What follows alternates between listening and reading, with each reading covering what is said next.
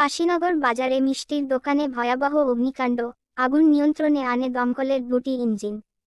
দক্ষিণ ২৪ পরগনা রায়দিঘি থানা অন্তর্গত কাশীনগর বাজারে সোমবার রাত ৯টা নাগাদ সঞ্জয় ঘোষের মিষ্টি দোকানে গ্যাস সিলিন্ডারের পাইপ লিক হয়ে আগুন লেগে যায় বলে জানা যায়।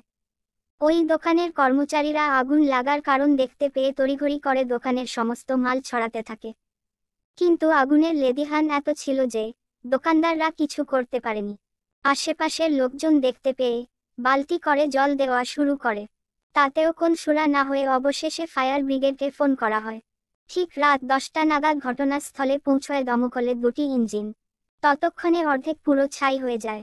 অবশেষে দমকলের দুটি ইঞ্জিন আগুন নিয়ন্ত্রণে আনে। তবে কয়েক লক্ষাধিক টাকার ক্ষয়ক্ষতি হয়েছে বলে দোকান মালিক জানান। এমনই অগ্নিকাণ্ড খবর পেয়ে ঘটনাস্থলে পৌঁছায় রায়দিঘির বিধায়ক ডাক্তার অলোক জলদাতা এবং ঘটনাস্থলে পৌঁছায় দক্ষিণ ২৪ পরগনা জেলা পরিষদের খাদ্য ও সরবরাহ দপ্তরের স্থায়ী সমিতির কর্মদক্ষ বাপি হালদার। আগুন লাগার ঘটনায় মিষ্টি দোকানের বহু আশাপত্র পুড়ে ভস্মীভূত হয়। মিষ্টি দোকানের পাশে রেডিমেড পোশাকের দোকানে আগুনের লেলিহান ফলে দোকানের রেডিমেড পোশাক কিছু পুড়ে যায়। এই অবস্থা দেখে এলাকার মানুষজন স্তম্ভিত হয়ে পড়েন। তবে এমন ঘটনায় হতাহতের কোন ঘটনা ঘটেনি বলে জানা যায়। রায়দিঘি থেকে হারান মণ্ডলের রিপোর্ট। পাম্প দিয়েও কাজ করা হয়েছে। তিনটে জেট দিয়ে আমরা আগুনটা এক্সটিংগুইশ করেছি। কাইন্ডলি একটু নাম বলবেন। আমি station officer Sushanta Kumar Mondal, Diamond. Thank you. মর্মান্তিক ঘটনা যে এরকমভাবে আমাদের কাশীনগরের বাজারে যে দোকানগুলো আছে, অ্যাক্সিডেন্টলি এরকম ধরনের বাপত্তগ্রস্ত দোকান থেকেই আগুনটা লেগে যায়। কিন্তু ওরাও খুব চেষ্টা করছে যাতে আগুনটা না ছড়ে। ওদের যে ফায়ার এক্সটিংগুইশার ছিল সেটা নিয়ে চেষ্টা করা হয়েছে, কিন্তু আগুন কোনো মানেনি।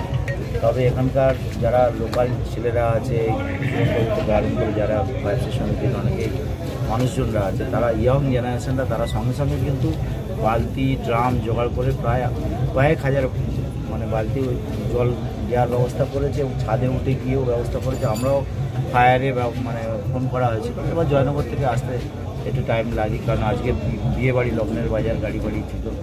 তবে যা এসছে ওরাও এসে কিন্তু প্রচুর অনেকক্ষণ ধরে যা কাজ করেছে। তবে একটা গড থ্যাঙ্কস যে এটা কোনো মানুষের কোনো ইঞ্জুরি হয়নি, এটাই হচ্ছে আমরা কিন্তু উপরওয়ালাকে অবশ্যই ধন্যবাদ জানাবো। এবং সেই সঙ্গে আমাদের যারা আছে তারা সবাই মাথা ঠান্ডা করে সর্বান্তকরণে সহযোগিতা, যার জন্য আমরা অবশ্যই এটাকে আমরা কাটিয়ে উঠতে পেরেছি। যার জন্য আমি এলাকার যারা সহযোগিতা করি সবাইকে অবশ্যই ধন্যবাদ।